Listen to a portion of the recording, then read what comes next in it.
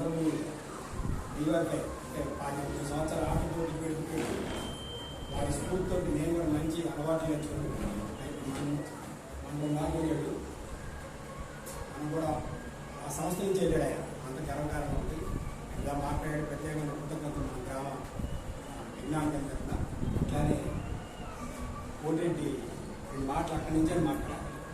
పిల్లలను ఉద్దేశించైనా యాడ్ చేస్తున్న మాటలు మాట్లాడాలి. అభిప్రాయం అక్కడి నుంచి మాట్లాడేసేవాడు అలాగే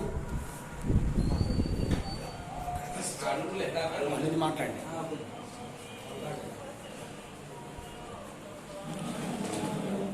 Riad.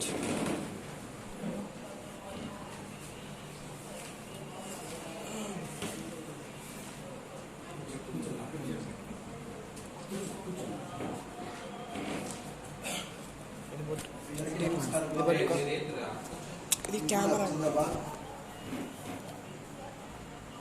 22 ఏళ్ల వయసులో 20, 22, 23 ఏళ్ల వయసులో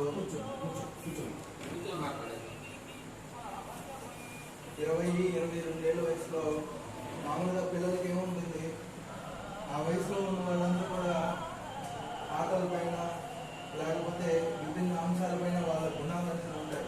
అలా కాకుండా భగత్ సింగ్ దేశానికి ఏదో చేయాలి అంటే అప్పుడు టెలిఫోన్ లేదు, మీడియా లేదు, ఏం లేదు.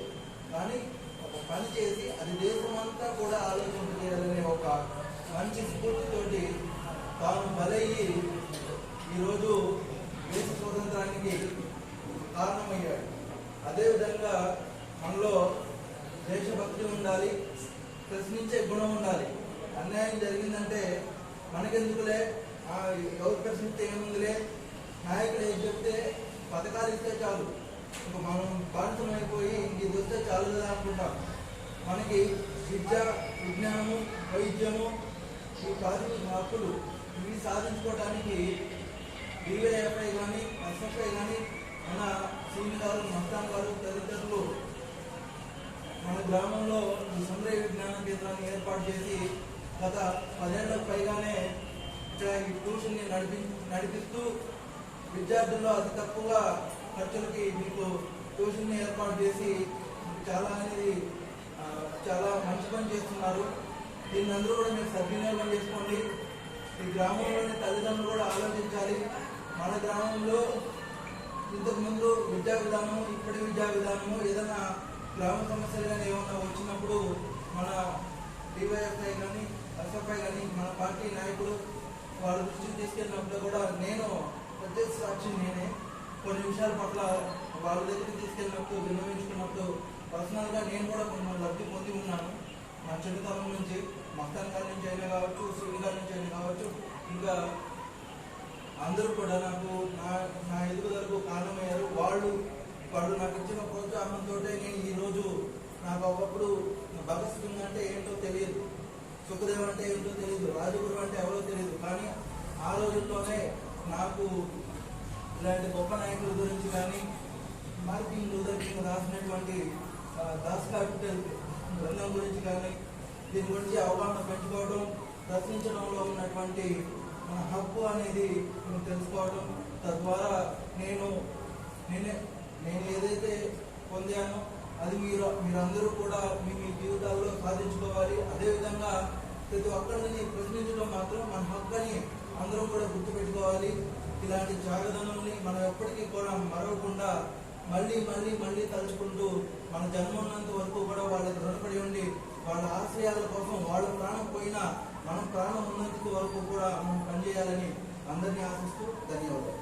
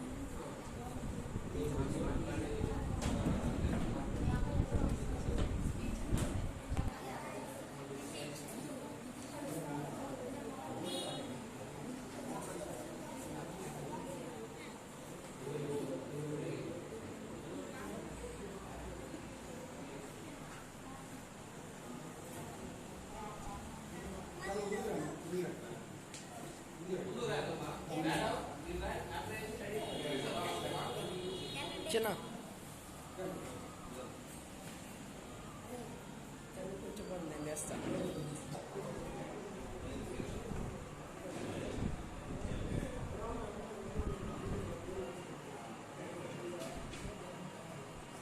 వచ్చిన అందరికీ చిన్నవాళ్ళకి ఉన్న పోస్టులో ఉన్న టీచర్లకి అలాగే చదువుకుంటున్న బాలబాలికలకు ప్రతి సంవత్సరం వినిపించింది. మార్చి 23 నరసింహ వర్ధంతి కార్యక్రమాన్ని మన గ్రామంలో ఘనంగా జరుగుతున్నాం. ఇక్కడ ఉన్న సందర్భాన్ని బట్టి ఒక్కోసారి కారణాలు ప్రదర్శన చేశారు.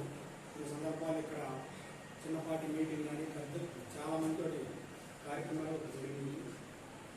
అదే సందర్భంగా ఈ సంవత్సరం కూడా నిన్న 23 నరసింహ వర్ధంతి 95వ కార్యక్రమం దేశవ్యాప్తంగా అనేక రకాల రూపాల్లో జరిగింది. ఈరోజు మన గ్రామంలో మన సుందర విజ్ఞాన కేంద్రంలో ఈ కార్యక్రమం జరగడానికి మన వాళ్ళు అందరూ పెద్దవాళ్ళు నిశ్చయించారు. దాంట్లో భాగంగా ముందుగా సిఐటి జిల్లా నాయకుడు బంకా సుబ్బారావు గారు నరసింగ్ పటానికి పూలు వేసి కనిపిస్తా కార్యక్రమం అంటే ఫుల్ జూమ్ అయింది సార్.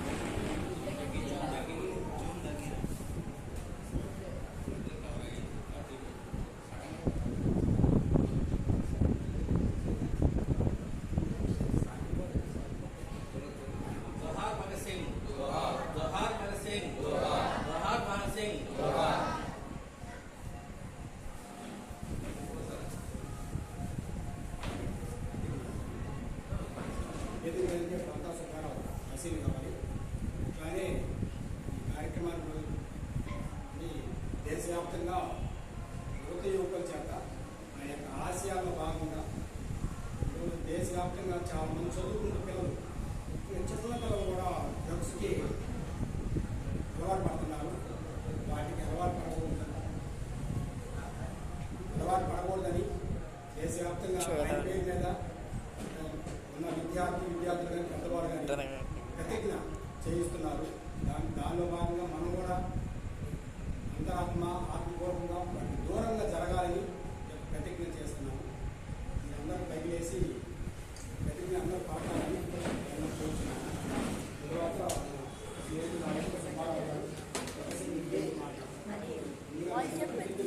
వాళ్ళు చెప్పేది కదా, వాడేమో జనాలు లేకుంటాడు, వాడేమో వాయిస్ చేయమంటాడు. నాకు రాదురా. డ్రగ్స్ మాదక ద్రవ్యాల వ్యతిరేక పోరాట వేదిక ఆంధ్రప్రదేశ్. భారతీయ పౌరుడే నేను మాదక ద్రవ్యాలను డ్రగ్స్ కానీ ఆరోగ్యానికి హాని కలిగించే వాటిని వినియోగించడానికి సమాజంలో వీటి వినియోగం ఆ ఫోన్ వ్యక్తిగత జీవితాలను మానవ సంబంధాలను చేస్తుందని నమ్ముతున్నాను. వీడియో కాదు, ఫోటో అంటే అన్ని విధాల సహాయ సహకారాలు అందజేస్తాను.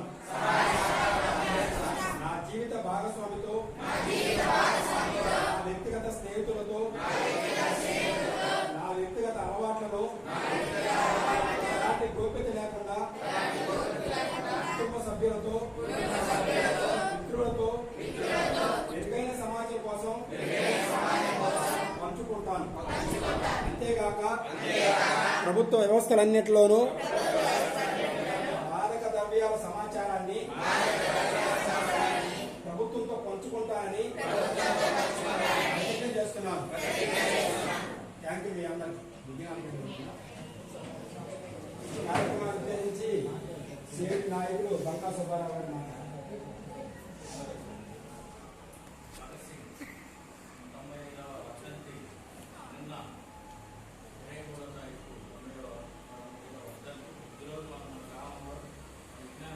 కనిపించలే.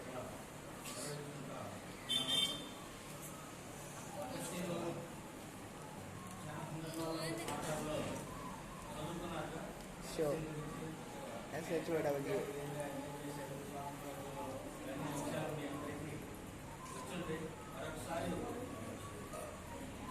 విషయాలు మనం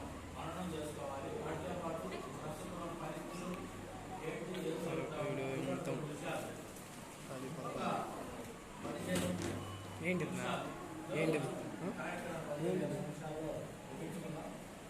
భగత్ సింగ్ పంజాబ్ రాష్ట్రంలోని లూధియానా పట్టణంలో 1907 సెప్టెంబర్ 28వ తారీఖు ఆయన జన్మించారు.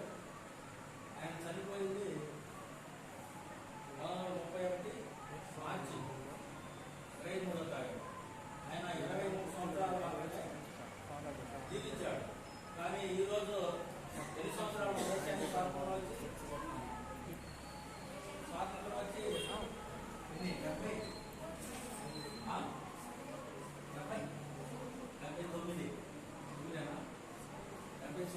సంవత్సరాల తర్వాత కూడా ఆయన గుర్తు చేసుకుంటున్నాం. కారణం ఆయన చేసినటువంటి త్యాగం సమాజంలో దాని ప్రభావం ఇప్పటికీ ఉందనే దాన్ని మనం అర్థం చేసుకోవడం కోసం కావాల్సిన ప్రయత్నం మనం చేద్దాం. ఆయన దేశ స్వాతంత్రం కోసం భారతదేశం ఒకనాడు బ్రిటిష్ పాలకులు కింద భారతదేశం 200 సంవత్సరాల మన దేశం వాళ్ళు పరిపాలించారు. ప్రారంభంలో ఈస్ట్ ఇండియా కంపెనీ పేరుతో కంపెనీ వ్యాపారం చేసుకోవడానికి వాళ్ళు వచ్చారు. 100 సంవత్సరాల తర్వాత నేరుగానే వాళ్ళ ప్రభుత్వం ఈ దేశంలో పరిపాలన సాగించింది. ఈ దేశంలో ఉన్నటువంటి మన సంపదనంతా మన పూర్వీకులు కష్టపడి పనిచేస్తామంటే రైతులైనా వ్యవసాయ కూలీలైనా లేకపోతే చిన్న చిన్న వృత్తులు చేసుకునేవాళ్ళైనా కష్టపడి పనిచేస్తామంటే వాళ్ళ సంపద మొత్తం వాళ్ళకి తప్పకుండా నేరుగా బ్రిటిష్ వాళ్ళు వాళ్ళ దేశానికి తీసుకుపోయి అక్కడ ఆ దేశంలో ప్రజలకి ఆ దేశంలో ఉన్న కంపెనీల ప్రయోజనాల కోసం ఆస్తులకి పలబట్టబోయారు. ఈ దేశంలో ప్రజలు రైతులు గారి గిట్టుబాటు కాక లేకపోతే అలాంటి పేదలు తిండికి లేక చనిపోతున్న క్రమంలో మా దేశాన్ని మేమే పరిపాలించుకుంటాం, ఈ దేశాన్ని నుంచి వెళ్ళిపోవాలని చెప్పి ప్రతి ఎత్తున అనేక మంది దేశ స్వాతంత్రం కోసం పోరాడారు. వాళ్ళు భగత్ సింగ్ యువకులందరినీ ప్రభావితం చేయడంలో అంటే యువకులందరినీ స్వాతంత్రోద్యమంలో ప్రయత్నం చేయడంలో ఆయన కృషి విలువైంది. అందుకని ఆయన ఈ రోజు కూడా మనం మననం చేసుకుంటున్నామంటే ఆయన స్వాతంత్రోద్యమంలో ఆయన చేసిన త్యాగం దీనికి ఆయన్ని 2-3 అంశాలు చాలా తీవ్రమైన ప్రభావితం చేసింది. ఒకటి జలియన్ వాలాబాగ్ చెప్పారు. అమృత్సర్లో జలియన్ వాలాబాగ్ ప్రాంతంలో ఆ రోజున ఉన్న బ్రిటిష్ ప్రభుత్వం ఒక చట్టం చేసింది. మనం ఇట్లా కూర్చొని మాట్లాడటానికి కానీ ప్రశ్నించడానికి కానీ అవకాశం లేకుండా మాట్లాడకపోయినా ప్రశ్నించిన కేసుపోయి ఏం విచారించకుండా జైల్లో పెట్టేది. దానికి వ్యతిరేకంగా ప్రజలు మీటింగ్ చేసుకుంటారు. ఇటువంటి ప్రాంతం ఇటువంటి ఒక చుట్టూరు గోడలు అంటే కొద్ది ప్రాంతంలో మీటింగ్ చేసుకొని ప్రశాంతంగా మాట్లాడుకుంటూ ఉంటే వాళ్ళందరి మీద ఉన్నటువంటి డయ్యర్ ఆయన పోలీసు ఆఫీసర్ ప్రయోగించి తుపాకు దొరకడంతా గుడ్డు పోవడానికి అవకాశం లేకుండా కొంతమంది బయలు దూసారు కాపాడు బయలు దుగ్గినోడి మీద కూడా తుపాకు కాల్చి వందలాది మందిని చనిపోవడానికి కారణమయ్యాడు. ఆయనకి 11 సంవత్సరాల వయసులోనే అప్పటికి అది జరిగింది 1919లో జరిగింది. ఆయన పుట్టింది 1907. 11 సంవత్సరాల తర్వాత ఆయనకి వాళ్ళ కుటుంబం మొత్తం స్వాతంత్రోద్యమంలో భాగస్వామ్యం. వాళ్ళ నాన్న కానీ వాళ్ళ చిన్న వాళ్ళందరూ స్వాతంత్రోద్యమం కోసం పోరాడుతున్నారు. ఈ విషయాలన్నీ దోపిడీ విషయాలన్నీ చర్చ జరుగుతున్న క్రమంలో ఒక సందర్భంలో ఆయన మనం చెప్పుకొని ఉంటాం. పొలం పోతే అక్కడ మొక్కలు నాటుతా ఉంటే తుపాకు తీసుకొచ్చి నాటితే ఎక్కువ తుపాకులు వస్తాయి. ఒక మొక్క నాటితే ఎక్కువ గింజలు వస్తున్నాయి కదా. కానీ తుపాకులు నాటితే ఎక్కువ తుపాకులు వస్తే తుపాకులు తీసుకొని ఈ దేశం నుంచి బ్రిటిష్ వాళ్ళు తరివేయించని ఆయన చిన్న వయసులోనే తన ఆలోచనని అంటే సామ్రాజ్యవాదం పట్ల బ్రిటిష్ వాళ్ళ వ్యతిరేకత పట్ల ఏ విధంగా ఆయన ఆలోచన చేశాడు అనేది అంటే వాళ్ళు ఎట్లా తెలియబడటం కోసం కావాల్సిన ప్రయత్నం చేశాడు. ఆలోచన చిన్న వయసులోనే ఈ సమాజం పట్ల ఆయన ఆలోచన ఆయన అభిప్రాయాలు ఏ విధంగా ఉన్నాయనేది మనం అర్థం చేసుకోవడానికి ఆ విషయాలు కూడా పరిగణలో తీసుకోవచ్చు. ఆ స్ఫూర్తి ఆ జలియన్ వాలాబాగ్లో జరిగిన ఘటనని ఆయన మనసుని కలిసి వేసింది. ఎప్పుడైతే బ్రిటిష్ వాళ్ళు చదువు పట్టాలి దేశం నుంచి చదువు పట్టాలని చెప్పి ఒకరందరినీ పోగొట్టడం కోసం కావాల్సిన ప్రయత్నం ఆయన చేశాడు. ఆ తర్వాత హిందుస్థాన్ రెవల్యూషన్ చంద్రశేఖర్ ఆజాద్ అది స్థాపించాడు. ఆ తర్వాత దాంట్లో ఏది కూడా చేరి మిగతా యువకులందరినీ కలుపుకొని ఆయన ఒక్కడే కాదు నిన్న ప్రాణత్యాగం చేసింది ఉనికము ఇక్కడ ఆయన అందరూ తెలుసు కదా. ఆయనతో పాటు రాజులు సుఖదేవ్ ముగ్గురిని నిన్న మార్చి 23వ తారీఖు ఉనికము గురితీశారు. అంటే ఆయన ఆ విధంగా హిందుస్థాన్ దానికి ఆ సంస్థలో చేరి యువకులందరినీ ప్రభావితం చేస్తున్న క్రమంలో ఒక ఘటనలో ఒక సందర్భంలో ప్రజలందరినీ చైతన్యం చేయాలి, యువకులందరినీ చైతన్యం చేయాలి, వీళ్ళందరినీ విధుల్లో తీసుకురావాలి.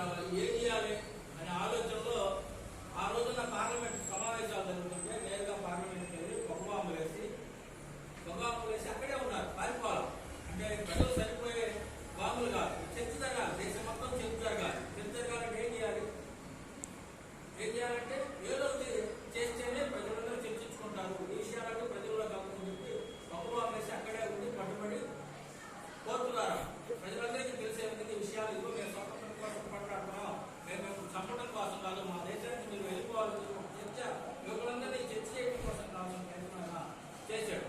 అంటే ఆయన కృషి ఈ దేశ స్వాతంత్రం కోసం, ఈ దేశంలో ఉన్న ప్రజల భవిష్యత్తు కోసం ఆయన చేసిన త్యాగాన్ని మనం అర్థం చేసుకోవాలి. ఆయన ఏం కోరుకున్నాడు? స్వాతంత్రం వస్తే ఏం కావాలని కోరుకున్నాడు ఆయన? ఈ దేశంలో రైతులందరూ పండించే పంటే గిట్టుబాటు ధరకు కావాలని, చదువుకోవడానికి యువకులందరికీ అవకాశం, ఉచితంగా అవకాశం కావాలని, అలాగే వైద్య అవకాశం కావాలి, అందరికీ ఉచితంగా వైద్యం చేసుకునే అవకాశం కావాలి, అందరికీ పని చేసుకోవడానికి పని కావాలి. అంతే కదా, పనులు లేకుండా తిండికి చనిపోయే రోజులు కూడా ఉన్నాయి. బ్రిటిష్ ప్రభుత్వ కాలంలో ప్రజలు ఆకలితో తిండికి కూడా కరెక్ట్గా చనిపోయే రోజులు కూడా ఉన్నాయి. అందరికీ తిండి కావాలి, ఉపాధి కావాలి, చదువుకోవడానికి విద్యాలయాలు కావాలి, వైద్యశాలలు కావాలి. ఇవన్నీ ప్రజలకు అందుబాటులోకి రావాలి, ప్రభుత్వ రంగంలో పరిశ్రమలు రావాలి, ప్రజలకు ఉపాధి కావాలని చెప్పి ఆయన ఆకాంక్షించారు. ఈ రోజు పరిస్థితి ఏంటి? స్వాతంత్రం వచ్చింది మనకి 40 ఏళ్ళు, ఈ రోజు 70 సంవత్సరాల స్వాతంత్ర కాలం గడిచింది. ఈ రోజు పరిస్థితి ఏంటి? ఈ రోజు మనం విద్యా వ్యవస్థ పరిస్థితి చూస్తున్నాం. విద్యా వ్యవస్థలో చాలా మార్పులు వచ్చేస్తాం. మొత్తం కార్పొరేట్, అంటే ప్రజలకు అందాల్సిన విద్య, ప్రజలకు అందుబాటులో ఉన్న విద్య ఈరోజు కార్పొరేట్ చేతులకు వెళ్ళిపోతా ఉంది. మొత్తం కొద్దిమంది వ్యక్తులే. ఇప్పుడేంది? నారాయణ చైతన్య, రెండో మాట ఏమి? లేకపోతే భాష్యం, 4-5 వాటి చేతుల్లోకి విద్య మొత్తం వెళ్ళింది. వైద్యం కూడా కార్పొరేట్. ఇప్పుడే ఒంగోలు దేశం మొత్తం మన తర్వాత ఒంగోలు చూసుకుంటే వాడు సంగమిత్ర అంటాడు, లేకపోతే కిమ్స్ హాస్పిటల్, మిగతా చిన్న వైద్యాలు అవన్నీ పక్కకు వాటిని పరిస్థితి మనం అందరం చూస్తున్నాం. మొత్తం అదే ఈరోజు దేశంలో సంస్థలు అంటే పరిశ్రమలు పెట్టేవాళ్ళు అయితే ఎవరు? అంబానీ లేదా ఆదాని. చిన్న వాళ్ళందరూ పక్కకి వెళ్ళిపోయారు. అంటే ఈ దేశంలో చిన్న వాళ్ళ దగ్గర ఉన్న ఉపాధిని అంతా తీసేసి వాళ్ళకి సౌకర్యాలు లేకుండా, విద్య కానీ వైద్యం కానీ ప్రజలందరికీ అందుబాటులో లేకుండా ఈరోజు మొత్తం కార్పొరేట్ కంపెనీలకి, లేకపోతే కార్పొరేట్ వైద్యానికి, కార్పొరేట్ విద్య ఆ వైపు పాలకులు మొత్తం ఇదంతా నెట్టేస్తా ఉన్నారు. భగత్ సింగ్ అది కోరుకోవాలి, ప్రజలందరికీ అందుబాటులో రావాలని కోరుకున్నాడు. ఈరోజు స్వాతంత్రం 2 సంవత్సరాల తర్వాత మొత్తం అటు అందరం చూస్తూ ఉంటాం. రెండో వ్యవసాయం, మనందరం చెప్పుకుంటున్నాం. వ్యవసాయ కుటుంబాలు తెచ్చుకోవడం, అందరూ వ్యవసాయం ఈరోజు గిట్టుబాటు కావట్లేదు. ఆత్మహత్యలు రైతులందరూ చేసుకుంటా ఉన్నారు. వ్యవసాయం కూడా ఈరోజు రైతుల్ని, కూలీలు కూడా ఈరోజు వ్యవసాయం కంపెనీ, ఈ భూములు కూడా కంపెనీ ఇవ్వాలి అని చెప్పి ఈరోజు ప్రభుత్వాలు ప్రయత్నం చేస్తాం. భవిష్యత్తు వ్యవసాయం దూరం అయిపోతారు. ఏం చేయాలి వీళ్ళందరూ? అంటే పిల్లలు ఉద్యోగాలు రావడం, చదువుకుంటున్నారు. చదువుకున్నానికి ప్రతిఫలంగా ఉద్యోగాలు రావట్లా.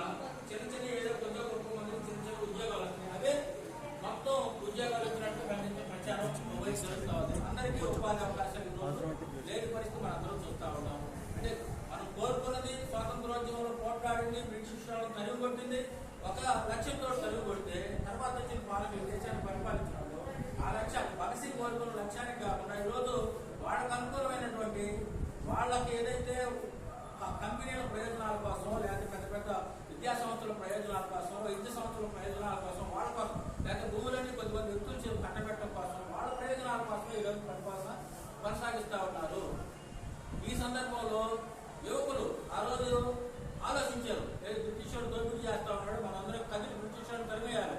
కానీ ఈరోజు భారతదేశంలో ఉన్న నిరుద్యోగులు కానీ, లేకపోతే చదువుకున్నటువంటి మనలాంటి బాలబాలికలు కానీ, విద్యార్థులు కానీ ఈరోజు వీళ్ళందరినీ ఆలోచింపజేయకుండా, వీళ్ళందరినీ ఇదిగో ప్రభుత్వాలు ఈ విధంగా మన దోచుకుంటా ఉన్నాయి, మనకి విద్య అందించట్లేదు, వైద్యం అందించట్లేదు, లేకపోతే సక్రమంగా ఉద్యోగాలు ఇవ్వట్లేదు, నిరుద్యోగం పెరుగుతూ ఉంది. దీని మీద మాట్లాడకుండా ఈరోజు ప్రజల మైండ్ని కంట్రోల్ చేసే విధంగా ఈరోజు స్కూల్ స్థాయికి డ్రగ్స్ వచ్చేసింది. మొత్తం గంజాయి, డ్రగ్స్ ఇవన్నీ వచ్చేస్తాయి. అవి మైండ్ని కంట్రోల్ చేస్తాయి. ప్రశ్నించకుండా, ఆలోచించకుండా, ప్రభుత్వాలు ఏం చేస్తా ఉన్నా మనం ఆలోచించకుండా అవి కంట్రోల్ చేసే పరిస్థితి ఈరోజు వచ్చేస్తా ఉంది.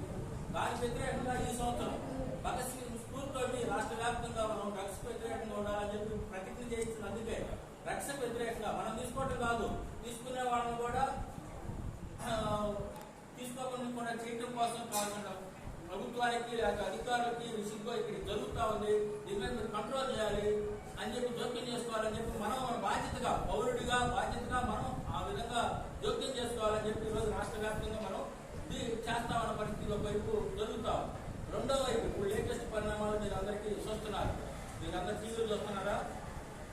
దేశంలో ఏం, ప్రపంచంలో ఏం జరుగుతుంది? యుద్ధం జరుగుతుందా? యుద్ధం జరుగుతుందా లేదా ఏమ్మా ఆయన చెప్పలా యుద్ధం జరుగుతుందా? యుద్ధం జరుగుతుంది.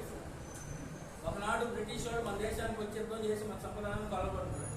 ఇప్పుడు అమెరికా వాడు ప్రపంచాన్ని మొత్తాన్ని ప్రపంచంలో ఉన్న ఆస్తులు మొత్తం తన దేశం తీసుకుపోవడం కోసం ఇప్పుడు ఒక వెనుజులా మీద మన వెనుజులా అధ్యక్షుడిని వచ్చి ఆయన కిడ్నాప్ చేసి తీసుకుపోయి వాళ్ళ దేశంలో జైల్లో పెట్టాడు. మధురోని ఆయన భార్యను తీసుకుపోయి జైల్లో పెట్టాడు. కారణం ఏంటి? ఇప్పుడు మన దేశ ప్రధాని అమెరికా కూడా వచ్చి కిడ్నాప్ చేసి తీసుకుపోతే మన అందరూ ఊరుకుంటామా? ఊరుకుండకూడదు కదా. వాడికి ఏమవుతుంది? మన దేశ ప్రధాని కిడ్నాప్ చేయడానికి కానీ మన దేశం మీద దాడి చేయడానికి కానీ అమెరికాకి ఏం అవుతుంది? అంతర్జాతీయంగా ఏమైనా జరిగితే ఐక్యరాజ్య సమితి ఉంది. ఐక్యరాజ్య సమితిలో కూర్చొని మాట్లాడుకోవాలి, చర్చించుకోవాలి, ఆ సమస్యని సానుకూలంగా పరిష్కారం చేసుకోవాలి. కానీ అమెరికాకి ఏం రైట్ ఉంది? రైట్ లేదు కదా. కానీ ఈ రోజు వెనుజులా అధ్యక్షుడిని కిడ్నాప్ చేయడం కానీ ఇప్పుడు ఇరాన్ మీద తుపాకులు తీసుకొని ఆయుధాలు తీసుకొని చిన్నపిల్లలని లేకపోతే స్కూళ్ళ మీద బాంబులు వేయడం కానీ హాస్పిటల్ మీద బాంబులు వేయడం కానీ ప్రజల నివాస ప్రాంతాలకు బాంబులు వేసి ప్రజల్ని చంపేస్తా ఉన్నారు. ఎవరిచ్చాడు ఈ రైతు? నువ్వు యుద్ధం చేస్తే ఎదురెదురుగా పోట్లాడి ఆ సైన్యం ఈ సైన్యం చనిపోయి యుద్ధం చేసుకోవాలి. ఇప్పుడైతే కొత్త పద్ధతి బాంబులు వేస్తా ఉన్నారు. బాంబులు ఎక్కడైనా పడొచ్చుగా, ఎవరి మీద అయినా పడవచ్చు. అది ఆ దేశం మీద పడాలని ఇంకో బాంబు వచ్చి మన దేశం మీద కూడా పడడానికి గ్యారెంటీ ఉంది. అంటే యుద్ధం ఈ రోజు అటువంటి ప్రమాదాన్ని తీసుకొస్తుంది. దీనివల్ల మనకే నష్టం, మనకు కూడా నష్టం ఉంది. ఇప్పుడు గ్యాస్ పెరిగిందా? యుద్ధం కూడా గ్యాస్ పెరిగింది. 60 రూపాయలు పెంచారు. మనం వాడుకునే సిలిండర్ మీద 60 రూపాయలు పెంచారు. గ్యాస్ రాట్లా ఎక్కడి నుంచి రావాలి? గ్యాస్ ఇరాన్ పక్కన ఉన్న హర్మోజ్ జలసంధి నుంచి రావాలి. వాడు అక్కడ ఆపేశాడు. వాడితో ఎవరు సఖ్యతగా ఉంటాడు? ఇరాన్ తోటి. అమెరికాకి ఎవరైతే వ్యతిరేకంగా ఉంటారో, ఇరాన్కి అనుకూలంగా ఉన్నారో వాళ్ళ ఓడలు బాడించడానికి, వాళ్ళ గ్యాస్ రావడానికి, వాళ్ళ ఆయువు రావడానికి వాళ్ళు అనుమతిస్తున్నారు. లేని వాళ్ళని ఆపేస్తున్నాడు. కారణం ఏంటి? వాడికి వ్యతిరేకంగా వీళ్ళు మాట్లాడుతున్నారు. మనం అటు ఇటు కాకుండా వ్యవహరిస్తున్నాం. మన దేశం సమస్య ఏంటంటే మనం అటు ఇటు కాకుండా ఉన్నాం. ఇరాన్కి కానీ అటు అమెరికాకి కానీ పూర్తిగా వ్యతిరేకంగా లేకుండా ఉన్నాం. మనం ఇప్పుడు జరుగుతున్నాం. గతంలో మనం ఇరాన్కి అనుకూలంగా ఉన్నాం, పాలస్తీనాకి అనుకూలంగా ఉన్నాం. కానీ ఈరోజు అంతమంది చూసాం. ఈజీ 100 రూపాయల గ్యాస్ వచ్చేది. పైప్ లైన్ వేస్తే ఇరాన్ కూడా 100 రూపాయల గ్యాస్ వస్తే ఈరోజు 1000 రూపాయలు పెట్టుకోవడం కొనుక్కోవాల్సిన పరిస్థితి వచ్చింది. కారణం ఏంటంటే మన స్వతంత్ర విదేశాంగ విధానం. గతంలో బ్రిటిష్ వాడికి వ్యతిరేకంగా పోట్లాడి మన స్వతంత్ర విదేశాంగ విధానాన్ని తీసుకొచ్చుకున్నాం. మనం ఆ విధంగా వ్యవహరించాం ఇన్ని సంవత్సరాలు. కానీ ఇప్పుడు అది పోయి అమెరికా అనుకూలంగా మాట్లాడము అంటే ఈరోజు మళ్ళీ బ్రిటిష్ అమెరికా వాడు ఏంటంటే ఇప్పుడు ఆయుధ మీద తన పెత్తనం వెనుజులా మీద ఇప్పుడు దాడి చేశాడు, లేకపోతే ఇరాన్ మీద దాడి చేశాడంటే వాళ్ళ దేశంలో ఉన్న ప్రజలు దాడి చేయాల. మనం గుర్తుంచుకోవాల్సింది ఏంటి? ఆ దేశంలో ఉన్న ప్రజలందరూ ఇరాన్ ఆక్రమించుకోవడానికో, లేకపోతే వెనుజులాను ఆక్రమించుకోవడానికో, లేకపోతే ఇతర అందులో ఆఫ్ఘనిస్తాన్ ఆక్రమించుకోవడానికో, ఇరాక్ ఆక్రమించుకోవడానికి యుద్ధాలు చేయాల. ఆ దేశంలో ఉన్న కంపెనీలు ఏదైతే మనం చెప్పుకున్న అంబానీ, ఆదాని లాంటి కంపెనీలు ఆ దేశంలో కూడా పెద్ద పెద్ద కంపెనీలు ఉన్నాయి. వాళ్ళ ప్రయోజనాల కోసం వాళ్ళు అక్కడ ఉన్న ఆయిల్, వెనుజులాలో పెద్ద ఎత్తున ఆయిల్ ఉంది, లేకపోతే ఇరాక్లో ఆయిల్ ఉంది. ఈ ఆయిలే ప్రపంచాన్ని కంట్రోల్ చేస్తుంది. ఈ ఆయిల్ మీద వాళ్ళు పెద్దలు ఈరోజు చేస్తా ఉన్నారు. అది మొత్తం వాళ్ళ చేతులు ఏంటంటే ప్రపంచం మొత్తం తన ఆధిపత్యంలోకి వస్తే సంపద అంతా వాళ్ళకి వెళ్తుంది. ఎందుకంటే సంపద కోసం ఈరోజు దాడి చేస్తా ఉన్నారు. మనం భగత్ సింగ్ దేనికోసం పోట్లాడాడు?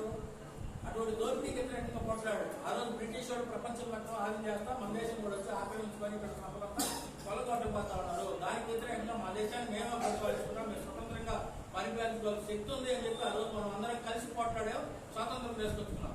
మళ్ళీ ఈ రోజు అమెరికా స్వతంత్ర దేశాల మీద ఈ విధంగా ఆంక్షలు విధించి లేకపోతే యుద్ధం చేసి దేశాలను ఆక్రమించుకోవడానికి ప్రయత్నం చేస్తా ఉంటుంది. మళ్ళీ సామ్రాజ్యవాదానికి కిందకి మన లాంటి దేశాలన్నింటినీ లొంగ తీసుకోవడానికి ప్రయత్నం చేస్తా ఉంది. మన దేశంలో పాలకులు కూడా ఈరోజు పైన పాలకులు కూడా గౌరవిస్తా ఉన్నారు. అందుకని మనం ప్రజలందరూ ఆలోచించాలి, విద్యార్థులందరూ ఆలోచించాలి. ఇటువంటి డ్రగ్స్, మద్యపానాలకి బానిస కాకుండా చైతన్యంతో ఈ విధానాలకు వ్యతిరేకంగా మనందరం ఆలోచించి ప్రశ్నించాలి. ప్రశ్నించే తత్వాన్ని అలవర్చుకోవాలి, కొట్లాడే తత్వాన్ని అలవర్చుకోవాలి. మన మైండ్ మొద్దుబారకూడదు. మొద్దుబారే విధంగా ఈరోజు డ్రగ్స్ వ్యవహరిస్తా ఉన్నాయి. రెండవ కేంద్రంలో ఉన్న బీజేపీ ప్రభుత్వం, ఆర్ఎస్ఎస్ అనేది ఈరోజు మత ఉద్రిక్తతల్ని అంటే దీనికి కారణం వీళ్ళు అనే విధంగా ఒకరికి వ్యతిరేకంగా ఒకరిని రెచ్చగొట్టడం కోసం వాళ్ళ మైండ్, వాళ్ళ భావజాలాన్ని ప్రజల మైండ్ లో ఎక్కించి ఆ భావజాలంతో ప్రజల మైండ్ కూడా కంట్రోల్ చేయడం కోసం ప్రయత్నాలు ఈరోజు చేస్తా ఉంది. ఇది ప్రమాదము. ఇది ఒకటి ఉన్మాదం ప్రమాదము. రెండోది డ్రగ్స్, మత్తు పదార్థాలు, గంజాయి ఇటువంటి అన్ని ప్రమాదము. అందుకని వీటికి వ్యతిరేకంగా మనం ఇప్పటి నుంచే బాల్యం నుంచే మంచి లక్షణాలు అలవాటు చేసుకోవాలి. విధానాలకు వ్యతిరేకంగా వీటికి వ్యతిరేకంగా మనం పోట్లాడాలి. క్రమశిక్షణతో మనం చదువుకొని మంచి భవిష్యత్తు కోసం మనం ముందుకు పోవాలి. మన భవిష్యత్తు బాగా ఉండాలంటే పాలకుల విధానం భవిష్యత్తు మీద ప్రభావం చూపిస్తాయి. అంటే పాలకులు మనందరికీ విద్య అందించదలుచుకుంటే అందిస్తారు, మనకు అందించుకున్న కొద్ది మందికి అందించదలుచుకుంటే వాళ్ళకి అందిస్తారు. వైద్యం మనందరికీ అందిస్తారు, లేకపోతే కొద్ది మందికి అందించదలుచుకుంటే వాళ్ళకి అందిస్తారు. అంటే పాలక విధానాలు మన భవిష్యత్తు మీద ప్రభావం చూస్తాయి. వాళ్ళు ఏం చేస్తున్నారు అనేది మనం చిన్న వయసు నుంచే గమనించాలి, గమనించి అర్థం చేసుకుంటేనే మన భవిష్యత్తు బాగుంటుంది. దానికోసం మన అందరం ఐక్యంగా భగత్ సింగ్ 95వ వర్ధంతి స్ఫూర్తితోటి భవిష్యత్తు గడ్స్ వ్యతిరేకంగా, గంజాయికి వ్యతిరేకంగా, లేకపోతే దాడులకి, సామ్రాజ్యవాదం చేసేటువంటి దాడు దేశాలను ఆక్రమించుకునే విధానాలకు వ్యతిరేకంగా మనందరూ ఐక్యంగా భవిష్యత్తులో ముందుకి వెళ్లాలని వీటన్నింటినీ ఆలోచించాలని చెప్పి ఈ సందర్భంగా అందరికీ విజ్ఞప్తి చేస్తూ నాకు ఈ అవకాశం ఇచ్చినందుకు ధన్యవాదాలు తెలియజేస్తూ ముగిస్తాను.